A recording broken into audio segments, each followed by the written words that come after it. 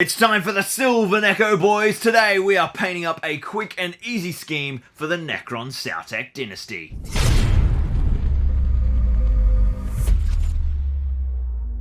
In today's Necron scheme, we'll be looking at two variations of the Sautekh dynasty, the classic bright all-chrome look seen here on this Immortal, or a more grimdark, contrasty variant as seen here on this Warrior, much akin to the sexy Zarakhan scheme I did. These different schemes are almost identical to paint, simply having a different base layer application, and either could be great for your whole army, or you could use a mix of both. Personally, I like the brighter classic look as a great way to distinguish my Immortals from the lowly, contrasty Necron warriors.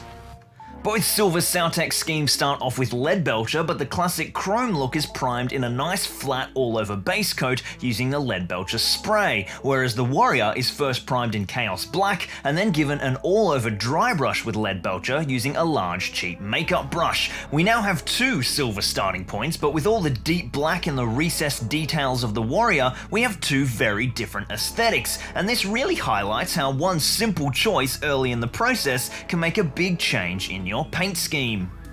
To start to give our metalwork some real definition, we'll apply an all-over dry brush of the new Necron Metallic Canoptek alloy. This colour is a silver with just a little bit of red pigment through it, and I really love the very subtle brass tones it brings to the highlights, but if you want an even cleaner pop here, you can use Iron Hand Steel instead. This layer is dry brushed in a vertical manner, ensuring more of the alloy builds up on the higher parts of the model and the undersides have more of the Leadbelcher showing through.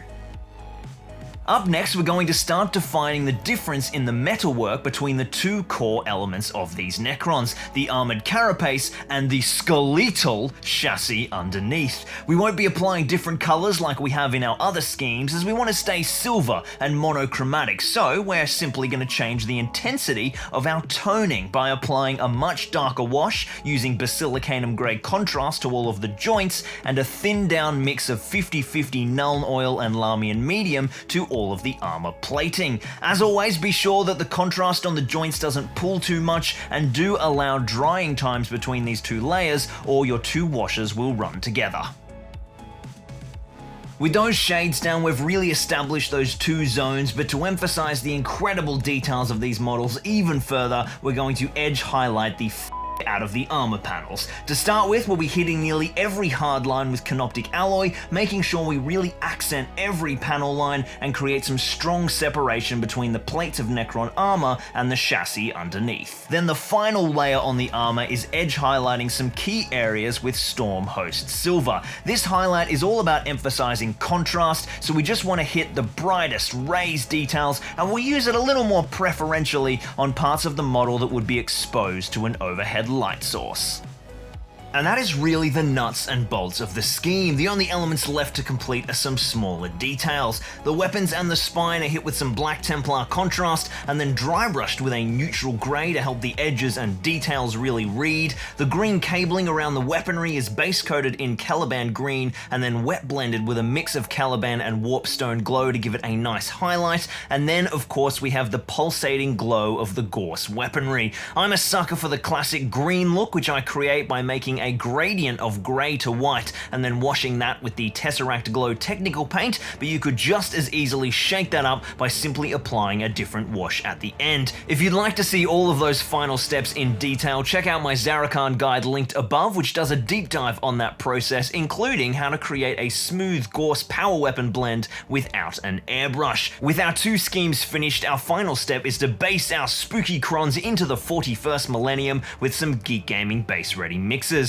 I'm going for two different products here, Grimdark City Rubble for a ruined backline objective for my Immortal, and then my Necron Warrior will be at home in the Grimdark Tomb World. A quick layer of fast drying base ready glue, a dip into the base ready, and a spray of matte scenic sealant, and these bad boys are ready for the tabletop. All of those products are available at my online store zorpazorp.com down in the description below, so hit that up to get some amazing base ready stuff to get your models on the table.